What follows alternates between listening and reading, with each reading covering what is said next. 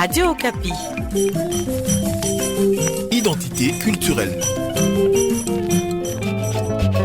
Radio Okapi. Identité culturelle.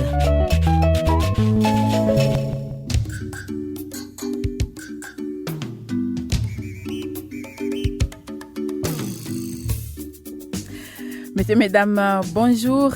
Identité culturelle présente aujourd'hui la culture du peuple Lega, ce peuple congolais venu de l'Orient et établi depuis des siècles dans 3 provinces de l'Est de la RDC.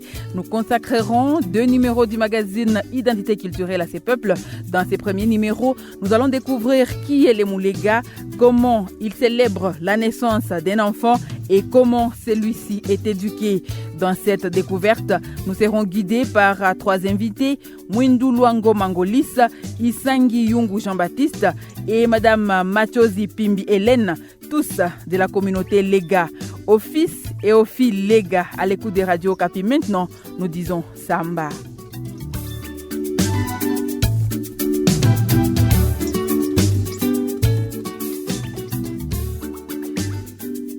Radio Okapi. À Goma, Okapi. sur 95.5 FM.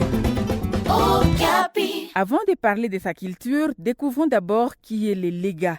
Et c'est l'un de ses fils, Mwindu Luango Mangolis, fier de ses origines, qui répond à notre première question. Qui est le Moulega? Est-ce qu'on parle de Moulega, de Mourega, de Mouleka? Vous pouvez un peu nous expliquer d'abord ça pour commencer? Le Moulega, si vous dites Moulega, c'est le singulier de Balega. Les Balega, les Baleka, les Baléa, les Barega, comme d'autres communautés nous appellent. Nous sommes les enfants de Leka. Et qui est Leka? Ouvrez la Bible, lisez dans le livre de 1 Chronique, chapitre 4, verset 21. Vous trouverez le nom de Leka, qui a engendré le peuple Lega que nous sommes. Sûr? Je vous le confirme. Les peuples dont on parle dans les livres des chroniques, il s'agit du peuple d'Israël? Bien sûr.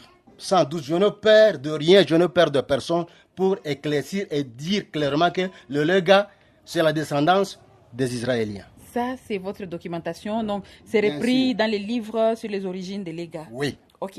Maintenant, en RDC, parce que là, nous parlons d'un peuple congolais. Merci beaucoup. Où est-ce qu'on vous trouve en RDC? Le peuple Lega se trouve dans 4 territoires ci-après. Au sud Kivu, il y a le territoire de Mwenga à l'est et le territoire de Chabunda à l'ouest. Au nord Kivu, nous avons le territoire de Walikale et au Maniema, nous avons encore le territoire de Pangi. Ce sont là les 4 territoires de Baleka. Oui. Le peuple Lega, il est d'Israël. Comment il se retrouve en RDC? Comment le peuple Lega se retrouve en RDC? Ce n'est pas toujours les Balega qui sont venus en RDC. Je pense qu'il y a beaucoup de communautés qui sont ici en RDC qui ont venu de l'autre côté. Tout le monde le sait. Alors, les peuples Lega, comme vous le dites, se retrouvent dans 4 territoires de la RDC, Oui. dans 3 provinces exactement, Ok. donc au Maniema, au Sud Kivu et au Nord Kivu. Oui. Comment êtes-vous organisés dans les différents territoires où vous vous retrouvez? Les Balega sont bien organisés. Nous avons des territoires, nous avons des collectivités, chefferies et secteurs. Et il y a aussi des groupements et des localités. Oui. Et nous avons également des Bami, des chefs coutumiers. Et leurs épouses s'appellent Ishiba, donc l'épouse du Mwami. Oui. Mwami coutumier.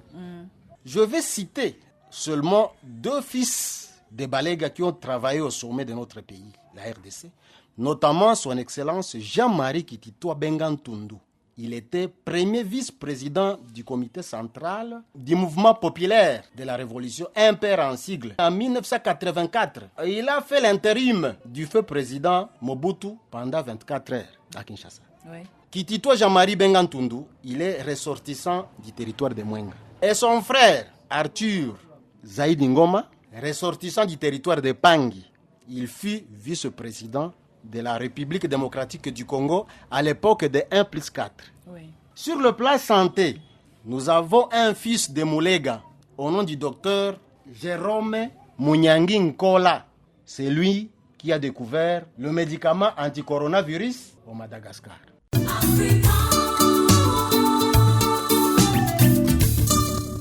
Dans toutes les cultures du monde, donner la vie est l'acte le plus important et les peuples Lega attachent une grande importance à cet événement qui se prépare des mois à l'avance, surtout par la mère, comme nous l'explique ici Machozi Pimbi, une femme Lega.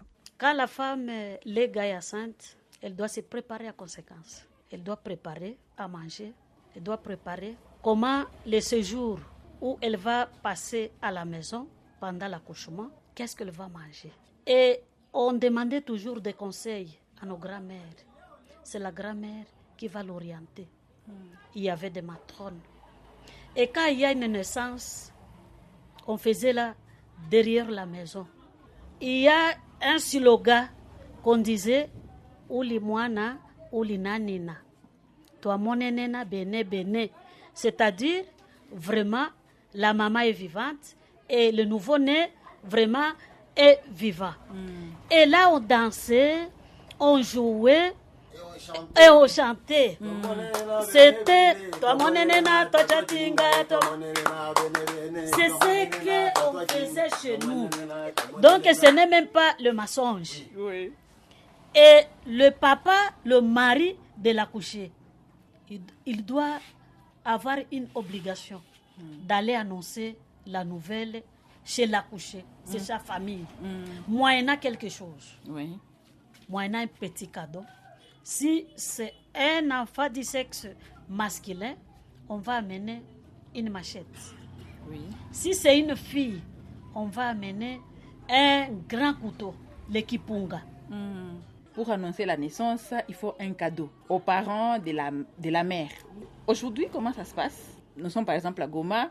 Comment les maris annoncent à leur belle famille que leur fille vient d'avoir un bébé? Comme nous sommes ici en ville, ils s'appellent soit au téléphone, soit à dire non, la dame a accouché et ça passe. C'est un regret, c'est un constat amer qu'on est en train de remarquer. Et là, à la maternité, quand il y a des contractions, la femme, Lega, ne doit jamais être accompagnée par son mari. Et si cela arrivait, il y avait des sanctions sévères. Elle va faire ce qu'on appelle le muchombo. Parce que la fille a annoncé à son mari les douleurs d'enfantement. Donc, la femme ne doit pas annoncer à son mari qu'elle a les douleurs, que le travail a commencé. Si seulement les contractions, il y a déclenchement du travail, elle va appeler soit sa belle-mère, soit sa belle-sœur. C'est elles qui vont l'accompagner à la maternité. Et là, à la maternité, l'homme n'a même pas droit d'y arriver. Pourquoi? Parce que c'était réservé seulement aux femmes. Et pour nous, les Lega, quand vous avez accouché, il faut préparer. Elle va préparer les bois de chauffage, les maniocs. Et là, l'homme, il fait quoi? Si c'est la femme qui est enceinte, qui doit faire sa provision, qu'elle va consommer le temps qu'elle sera à la maison. Nous, ce n'était pas comme ça. La femme doit vraiment se préparer à conséquence. Avec, donc, toutes ces réserves alimentaires. Les hommes étaient là, peut-être seulement acheter un pagne, soit un soulier, et soit là. Et on réserve, on dit, c'est une fête réservée seulement aux femmes. Et quand la femme vient de sortir de la maternité, on chantait Toya, toi la lila, et toya wabu toi moana, toya ulia busosolela. Ce qui veut dire. Cela veut dire que les gens sont en train de partir là où l'enfant est né pour manger, pour danser. Et boire. Vraiment, quand l'enfant est né, c'est une joie pour tout le monde. Et celui qui n'arrive pas là, donc, il a quelque chose. Contraire.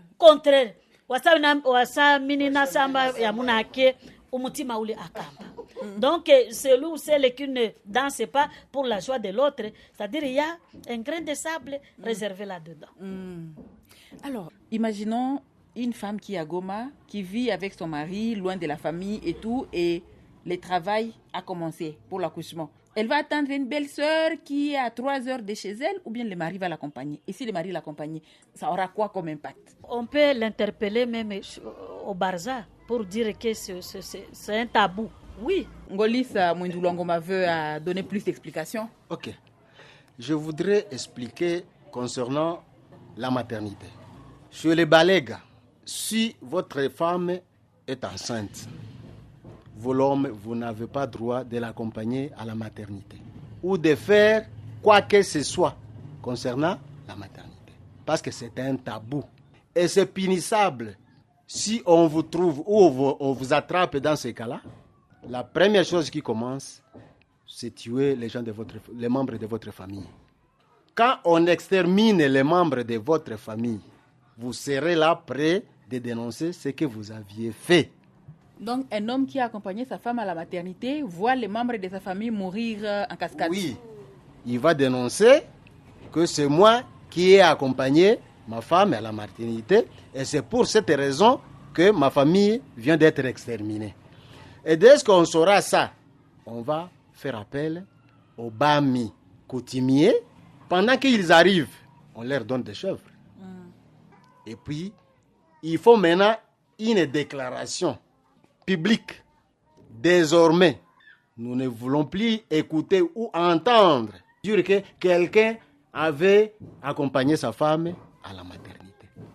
Et après cette cérémonie, on verra maintenant la paix revenir dans la famille. Et le papa, il a le droit d'arriver après combien de temps? Après la naissance? C'est quand la maman est de retour à la maison, c'est là où il peut accéder à sa femme et demander comment c'était passé. Mais aussi, on les séparait du lit pour ne pas avoir une grossesse rapprochée. Ou soit, si c'était un homme polygame, il part chez l'autre femme. L'enfant est né. Comment on lui donne les noms? Les noms, ça dépend de naissance. Par exemple, s'il y a des cordons circulaires au cou, on les appelait les Mukamba. Si c'était transverse, on les appelait Kassindi. Si c'était les jumeaux, 2 filles, il y a Kungwa et Kito. Si ce sont 2 garçons jumeaux, on les appelait Songa et Muganza. Si se séparent de circonstances, par exemple, moi on m'appelle Machozi. Je suis née quand on avait perdu mon oncle paternel. C'est comme ça qu'on donnait le nom. Et Pimbi? Pimbi, c'est la femme de Mwami, le chef coutumier. Il y avait des bracelets portés au niveau des cheveux qu'on appelait Pimbi. Parce que chez nous, le Barega, on ne peut pas commémorer, donc on ne peut pas introniser un chef coutumier sans pour autant qu'il y ait sa femme à côté qu'on appelait Ishiba. Donc Ishiba là, c'est elle qui va préparer à manger, c'est elle qui va faire tout. Parce que quand vous êtes née femme, fille chez nous, vous êtes toujours attaché à la maman. C'est la maman qui donne l'éducation. Et sans oublier que chez nous, on mariait même une grossesse en partant des relations que vous aviez avec le voisin, ou soit avec les collègues, ou soit avec les connaissances. Par exemple, vous êtes enceinte. On dit si c'est une fille, ça sera ma belle-sœur. Et c'était comme ça, et on ne les refusait même pas. C'était automatique. Et on avait même une initiation réservée seulement aux filles et les gars, que je ne voulais pas entrer en détail, parce que vraiment c'est punissable. Et ça existe encore aujourd'hui, cette initiation? Oui, ça existe. Même en ville, il y a certaines mamans lega qui continuent à prodiguer ces conseils à ses filles. Balaya mina, balaya séminaire ya Mngombe ya mina. Abe Arsène Munembwe, glorieuse mweshwa. Balaya mina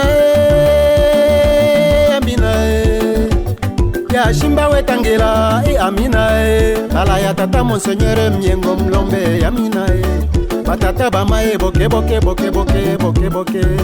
Seminaire yetu ya Mngombe ya Kangilwe ya Kangulo na Myengo muchetu mine maselumana upala ya Mngombe.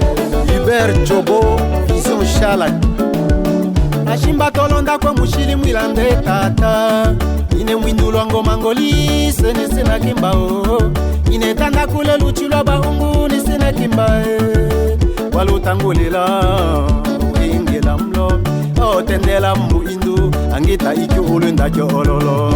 Colonel Malumba Jean-Jacques Pense pala ya mina pala ya tata ya mina ya shiba ya mina pala ya monseigneur Myengo Mlombe pala ya mina pala ya baleka ya mina seminaire yetu ya Mngombe ya Kangilwe ya Kangulo ingina Myengo pala ya mina bele bele ya mina ya shiba ya mina pala ya monseigneur Myengo Mlombe pala ya mina babembe bafuleru na bavira seminaire yetu ya Zambi Kitumbola Joseph Musu Londres. Baleka bali abunda pangi mwenga na walikale boke boke. Baleka bali sasa Amerike na Oceani. Bali Europe na Asia to ebana betu wa mngombe basome bupatilie. Fikiche bana betu ileka itengalie tutalichimine. Seminere ya mngombe imtima wa baleka bose. Archevêque Muzirwa naki asomine mwa mngombe. Christian Muzingwa wenga tulia Julienne.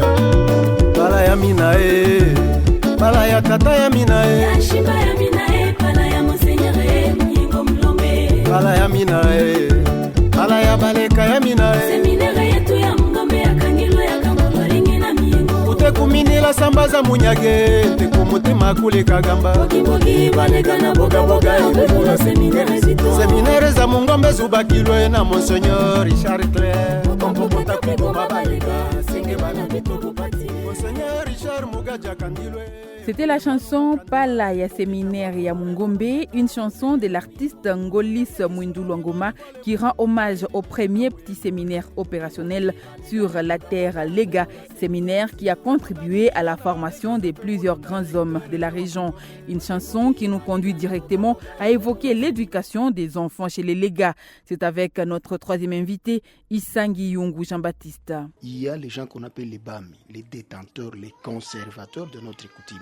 Et chez le peuple Lega, pour que tu sois appelé un homme juste, il faut que tu ailles à la forêt, chez Kimbilikiti. Et ça se trouve dans toute la communauté Lega. Un homme qui n'a pas été chez Kimbilikiti est considéré moins qu'une femme chez nous, chez les Lega. Tu dois aller dans une forêt et là, nous, on passe beaucoup de temps en train de prodiguer des conseils aux hommes. Et là, il y a beaucoup d'interdits. C'est là où on prodigue aux hommes les conseils, ne pas accompagner la femme à la maternité, ne pas faire ceci. Et quand vous y arrivez, il y a une corde de la sagesse Lega qu'on appelle Mutanga. C'est une corde en liane et sur cette corde, il y a beaucoup de symboles. Et chaque symbole représente une sagesse. Même quand vous vous promenez dans la forêt, vous ne pouvez pas vous égarer. Vous allez trouver dans la forêt, il y a toujours des signes. Vous pouvez quitter la forêt jusqu'à la maison quand vous voyez ces signes-là. Et un peuple Lega, c'est un peuple très coutumier. Donc c'est quelqu'un qui respecte sa coutume. C'est quelqu'un qui marche conformément aux règles données par le Mwami. Parce que chez nous, quand vous allez à l'encontre de la coutume, il y aura toujours des morts subites dans votre famille. Vous devez vous poser la question, comment nous mourons comme ça? Mais vous allez vous retrouver en train de mourir comme des fourmis dans la famille. C'est-à-dire, à tout problème qui se trouve dans nos familles, chez les Lega, on doit toujours recourir chez les Mwami. On recourt chez les Mwami pour aller lui poser la question, qu'est-ce qui ne va pas, qu'est-ce qu'on n'a pas fait, qu'est-ce qu'on a fait. Et en fin de compte, on va découvrir qu'on a commis une erreur parce qu'on est passé en dehors de l'interdit. Et l'éducation, ça commence dans la maison tout d'abord. Parce que quand chez nous on construit, la maison, le dortoir, ça s'est trouvé de sa part. Et il y avait aussi une petite maisonnette qu'on devait construire là au village qu'on appelait Lubunga, le Lusu, comme on a l'habitude de dire. Partout nous nous rencontrons, partout tu vas trouver qu'il y a les Balega. Les Balega se constituent en Lusu. Et les Lusu là, c'était une maison, comme un hangar quelque part. Là où le soir, les hommes devaient être là. Et toutes les femmes devaient amener à manger si les Lusu. Et quand vous amenez à manger, les hommes sont là en train de prodiguer des conseils aux jeunes garçons. Ils sont en train de voir, celui-ci peut se marier, celui-ci peut faire ceci. L'âge varie et c'était les Lusu. Raison pour laquelle on ne veut pas des Lusu Lega partout. Nous sommes même en Belgique, en Angleterre, en Europe, même ici à Goma. Il y a ce qu'on appelle les Lusu. Donc le Lusu, c'est les liens de rencontre pour se prodiguer des conseils. Et c'est comme ça que l'homme Lega éduquait son enfant. Parce que nous, ton papa t'a donné une corde. Et sur cette corde, il y a déjà un message. Il te dit non, comme j'ai lié cette corde de cette manière, allez voir mon voisin quelque part, ne dites rien. Et le voisin, quand il va trouver la corde, il va délier la corde simplement et il sait que non, mon voisin m'appelle, il y a urgence ou il y a ceci ou cela. C'est comme ça que l'homme Lega a éduqué ses enfants. Et après, on devait maintenant aller à l'école parce que mon prédécesseur, il a cité les hommes politiques Lega. Parce qu'après cette formation, après cette éducation, l'homme Lega allait à l'école. Il n'y avait pas beaucoup d'écoles chez nous. Il devait venir chercher, quitter Chabunda, quitter Mwenga, quitter Pang pour venir à Bukavu. Et Walikale, il devait aller à Bukavu pour aller présenter les examens d'État. Chose qui n'était pas facile à ce moment-là. Mais l'homme, les gars, s'est débrouillé dans les écoles. Et après un moment donné, on a vécu le moment où le prêtre, le missionnaire ont amené les écoles chez nous. Et c'était un ouf de soulagement pour le peuple lég. Et même quand vous allez à l'école, dans les vacances, si vous devez rentrer chez nous, chez les Balégas, on devait toujours, à chaque vacances, organiser les Lutende, là où on devait aller chez les Kimbilkiti. Et tout le monde, même les anciens, devaient aller se ressourcer là-bas. Même si tu y as été le plus longtemps, avant d'entrer là chez nous, avant d'entrer au Lutende, tu vas trouver des barrières qu'on appelait les Luzuza. Et sur ces barrières là-bas, on doit te reposer les questions, te recycler, voir si tu as déjà oublié la coutume de chez nous. Chez nous, on a eu la grâce ou la chance d'avoir le premier petit séminaire d'Ikivu. Ça s'appelait le petit séminaire de Mungombe. Et là, on devait éduquer le prêtre, même le Mugaja, même le Jérôme Gapangwa, même tout le prêtre, même l'actuel évêque de Bukavu. Il a été chez nous, il a été au Boulega, il a étudié là chez nous. Même l'évêque d'Ouvira, de Bukavu aussi, il a étudié là. Et maintenant, nous citons en passant les évêques Bukanga, Victor. Ils ont été formés chez nous et les Muyengo. C'est-à-dire que l'homme, les gars, après la coutume, il a toujours été à l'école. Il a toujours cherché là où il devait avoir une formation. Et c'était une formation très soudée, c'était une formation musclée parce qu'on devait quitter le village avec des bagages.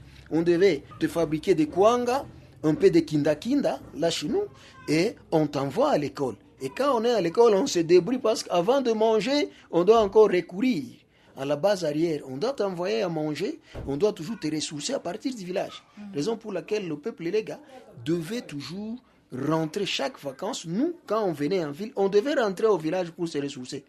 Et quand on est au village, quand c'est les grandes vacances, on devait nous ramener encore chez les Kimbilikiti. On devait encore aller là-bas pour aller se ressourcer. Et vous allez retrouver les Bami là-bas. Vous reposez encore d'autres questions. Vous remettre encore sur les rails. Et aujourd'hui, qu'est-ce qui se passe?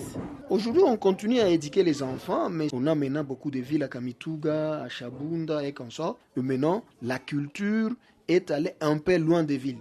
Parce qu'on ne peut pas organiser là où il n'y a plus les forêts. Et le problème de la déforestation, avec l'arrivée de plusieurs personnes qui ont fui les villages à cause de l'insécurité, ils sont venus rester dans des agglomérations. Et la forêt est en voie de disparition. Alors, qu'est-ce qu'on a dit? On a dit, bon, pour organiser les Lutende, vous devez aller loin. Même si je suis à Goma, je dois prendre mes enfants quand il y a vacances, je les amène chez nous. Et si même tu veux devenir candidat aujourd'hui chez nous, tu veux devenir député, la première des questions qu'on doit te poser, on doit savoir, est-ce que celui-ci a été initié? Et avant toute chose, on doit t'amener chez les Kimbilikiti, on t'initie tout d'abord, on te donne la formation, et après cette formation-là, c'est à ce moment-là que tu peux postuler. Je peux ajouter quelque chose. Les non-initiés, on les appelle les Bassouli ou les Bassoubou. Si ta femme t'appelait un Moussoubou ou un Moussoul, c'est-à-dire tu es un vaurien, tu ne peux rien faire, tu ne peux rien dire là où les gens parlent. Même au mariage, on doit te poser la question, mais toi aussi, parce que chez nous, à cette époque-là, à cette éducation, même la circoncision devait se passer dans la forêt. Et quand on est incirconcis, c'est-à-dire on n'a pas droit à la parole, on n'a pas droit à une participation quelconque chez nous, les Balégas. Et quand on est circoncis, là on peut avoir une décision dans la famille. Et on ne peut même pas hériter dans la famille si on n'a pas été formé. Un Moussoulou ne peut pas hériter. Si toi tu n'as pas été là, ton petit frère a le droit d'hériter ta part. Parce que toi, tu es déconsidéré. C'est pour cette raison que le peuple léga tient beaucoup sur la formation. Le peuple léga entretient des relations particulières avec deux peuples de la région, les Babangu-Bangu et les Babembe. Mwindoulouango Mangolissa nous donne la lumière à ce sujet. Le Leka, il a mis au monde une seule fille. Et cette fille s'appelle Ngalia. Ngalia, ça veut dire une seule fille parmi les garçons. Et c'est cette fille-là qui engendra les Babangu-Bangu que vous appelez aujourd'hui. Mais les noms Bangu-Bangu n'existaient pas. Ce sont les Balégas qui ont créé les noms des Bangu-Bangu en disant Bango-Bango-Babo. Ça veut dire? Oui. En français, ce sont d'autres personnes qui ne sont pas les nôtres. En Swahili, bengine bale haiko betu bala tubajue. Donc la fille de Leka, répondant au nom de Ngalia, elle était engrossée par un Moulouba. Et ce Moulouba-là, on ne connaît même pas son nom jusqu'à présent. Après avoir engrossé la fille de Leka, connue au nom de Ngalia, Ngalia a mis au monde un garçon. Et ce garçon-là n'était pas semblable aux frères de Ngalia, ou bien aux enfants des frères de Ngalia. Parce que vous connaissez très bien quand les Balouba, ils sont très élancés. Alors, cet enfant aussi était élancé. C'est maintenant qu'on demandait, les gens venaient poser la question, qui est cet enfant? Il ne ressemble pas à ses frères. Maintenant, le grand-père, le père d'Engalia répondait maintenant, Bango Bango Babo. Cet enfant-là, c'est l'enfant de quelqu'un d'autre. Il n'est pas un garçon de Balega, donc il n'est pas le nôtre. Et de ces garçons maintenant est née toute la tribu qu'on connaît. Toute la tribu qu'on appelle Babangubango aujourd'hui, nos oncles. Donc ce sont les enfants de notre sœur, Ngalia. Et c'est pourquoi vous voyez que s'il y a deuil chez les Balega, les Babangubango viennent et ils font des troubles. Et comment ça se justifie, ces troubles-là? C'est coutumier. Et c'est connu. Donc même si vous allez lui poser plainte, il aura toujours raison. Si Mubangubango fait une erreur devant Moulega, il doit payer une chèvre chez Moulega. Mais Moulega, de son côté, s'il fait une erreur devant Mubangubango, il doit payer une poule. Parce que Moulega, il est oncle, et Mubangubango, il est neveu, n'est-ce pas? Maintenant, le petit frère de Leka, il est le seul, c'est le Mubembe. Et comment ils deviennent petits frères? Ils sont petits frères de Leka, c'est inné. Oui, ce sont nos petits frères, les Babembe. Ce sont les petits frères de Baleka. Et ils connaissent ça, et nous aussi, nous connaissons ça. Donc même s'il est plus âgé, il est toujours petit frère. Donc, un Mubembe, il peut être âgé de 100 ans, et un Moulega vient de naître, il doit appeler toujours le Moulega grand frère. Et c'est consacré comme ça dans votre culture? C'est connu de tout le monde, même les Balega qui sont partout dans le monde connaissent ça, et tous les Babembe aussi les connaissent. Un autre élément de fierté du Moulega, c'est sa langue, qu'il veille à transmettre à ses enfants. Une langue riche de sagesse et des valeurs qu'on retrouve dans ses proverbes. Mwindulu Ngoma nous fait partager cette sagesse à travers ces quelques proverbes. Wasesaga wasokuboko wamenyagi jombotale kavua. Tu avais coupé le bras de ton frère. Tu ne savais pas si qu'un jour tu seras combattu. Et quand tu seras combattu, qui viendra à ton aide? Waso, l'onangalo aya, waluchi metoli oso ani. Votre frère ou bien le fils de ton père, s'il a un problème, soyez le premier, c'est comme le feu, à éteindre ce feu-là. Mais ne soyez pas le premier à l'attiser. Ok? C'est toujours waso. Bubala wa mwana waso wabu anda pishitubu bele tabi. Bubala, c'est un arbre. On vous permet de grimper sur cet arbre, mais non plus de couper les branches de cet arbre. Je me fais comprendre, je pense. Waso ongolela wanali nangini mtima. Le fils de ton papa peut te donner à boire, mais il a un conflit contre toi. Il te donne à boire, mais il a un conflit contre toi, son frère. Wali so waya nombili tabuyanu mutim. Cet enfant, il ressemble à son père. Mais est-ce qu'il a le même caractère comme son papa? Non.